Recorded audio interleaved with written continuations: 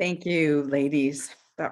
Thank you to Spiral Muse for this morning's service, and you will have a chance to thank them at the end of the service. That last song reminds me of Mai Sarton's poem, which she called All Souls. The dead move through all of us, still glowing. As we sang in the hymn, we are our grandmother's prayers and our grandfather's dreaming. This photo that I'm going to show is my paternal grandmother and grandfather. Irving snuck into the US illegally on forged papers obtained at great risk by my great-grandmother, Pearl.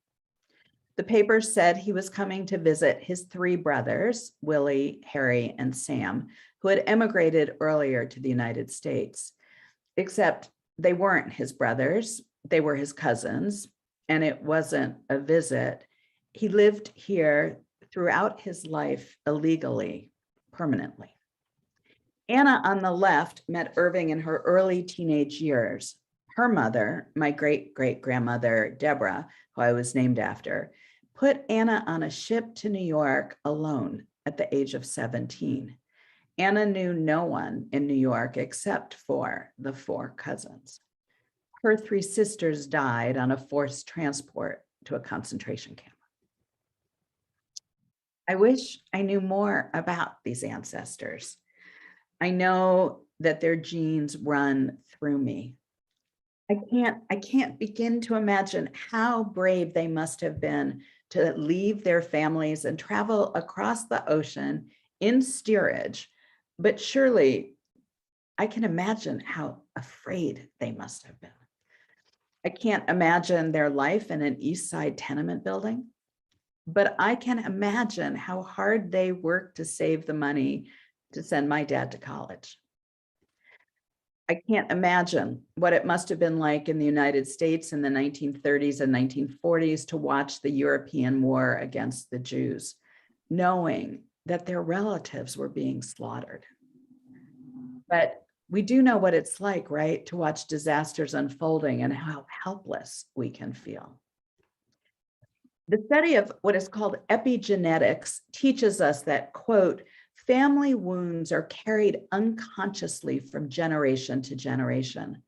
The stories and traumas of our grandmothers and grandfathers are our stories. That's the end of the quote. Epigenetics has been defined as ancestral trauma, but I think it's more than that. I know so well that I carry my grandparents' fear in my cells, but I also believe that I carry some of their courage.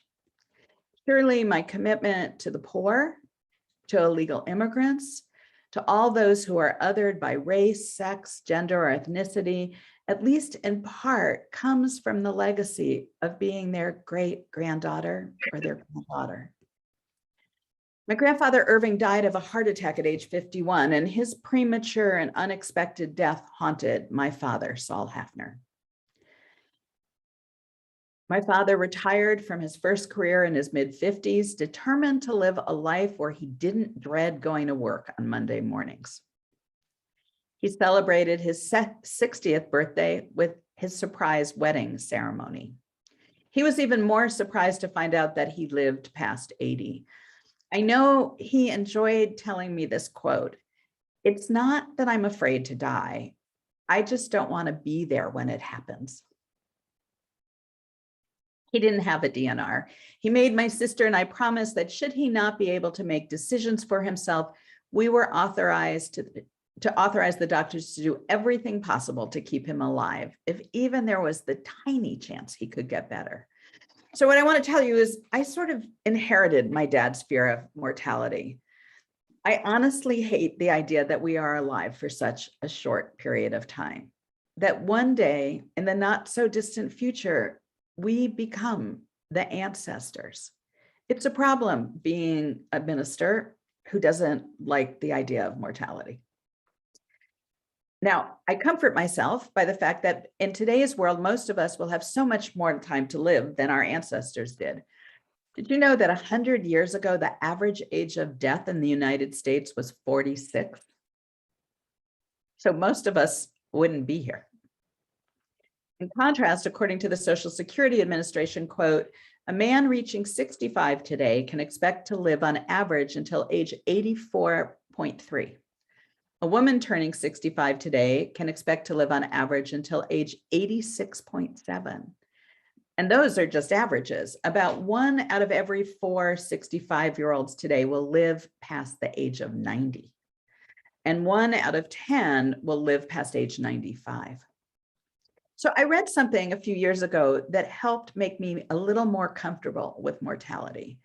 The question was, and I ask you to think about it, would you want to live forever? Would you want everyone who is alive now to live forever, but without death, aging, if no new person could be born? So would you want to live forever if nobody new could be born? My answer was swift. No. New people must be born. The cycle of life is too important. The importance of generativity is too important. Our future world is too important for any of us to wish for personal immortality. Nature has a wisdom beyond our knowing. When I asked this question in my congregation in Reston in person, would you want to live forever if no one new could be born? Not a single person raised their hand. Now, there is one other heritage from our ancestors I believe we need to recall, and that is how many of our ancestors may have perpetuated systems of oppression. Do you ever watch PBS's Finding Your Roots with Professor Henry Gates? How often it is that white people with longstanding ties in the United States find out that their ancestors owned other people, or that there were murderers or thieves among their ancestors. I'm going to talk about reparations in one of my upcoming sermons, but for now, we think we need to, as we think about our ancestors, we also need to acknowledge and seek to right the white supremacist, patriarchal, and xenophobic actions of those who came before us as well. Poet John Donahue wrote these words: decide carefully how you now can live the life you would love to look back on from your deathbed. I'm going to read that again. Decide carefully how you now can live the life you would love to look back on from your deathbed. For me, part of that looking back is knowing that I actively work to heal the world. As Unitarian Universalists, we are called to act because we stand in the shadow not only of our own personal ancestors, those who did good and those who did wrong, but in the shadow of our social justice ancestors.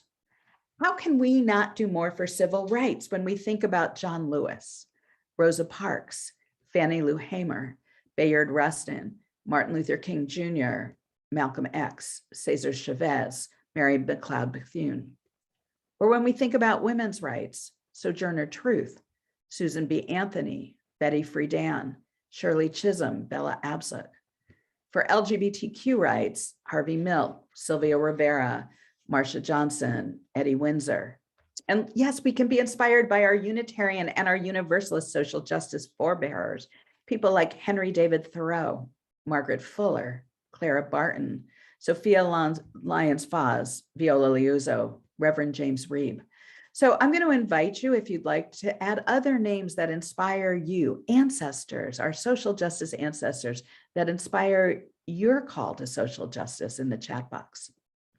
And while you do, let me tell you a little bit about our Unitarian ancestor, the Reverend Theodore Parker, Unitarian minister and abolitionist, who lived from 1810 to 1860. Perhaps Reverend Russ has talked about Reverend Parker. He kept a gun in his desk because he was an abolitionist and his life was threatened by slaveholders. He spoke of the work of social justice this way, and I'm guessing you've heard this. He said, "I do not pretend to understand the moral universe. The arc is a long one. My eye reaches but little ways. I cannot calculate the curve and complete the figure by the experience of sight, but I can divine it by conscience. And from what I see, I'm sure it bends towards justice." Martin Luther King adapted those words in his speeches, and President Obama had a rug made of them for the Oval Office. But the thing is, my friends, the arc doesn't bend alone. It needs us. We all know that America is far from what it needs to be. The Reverend Susan Frederick Gray, the president of our UUA, wrote this: we all need to be all in for systemic change that puts people first, that sees racism, xenophobia, poverty, ableism, sexism, homophobia, transphobia, voter suppression, and climate destruction as one single issue, a disease we must all organize to address together. So much is on the line. So much is on the line. My friends, we need each other, perhaps now more than ever. But what I want to tell you is we are made for this time. And I believe in us. I believe in the collective us, the us that is inspired by our ancestors, the us that I hope will inspire those who come after us. May it be so.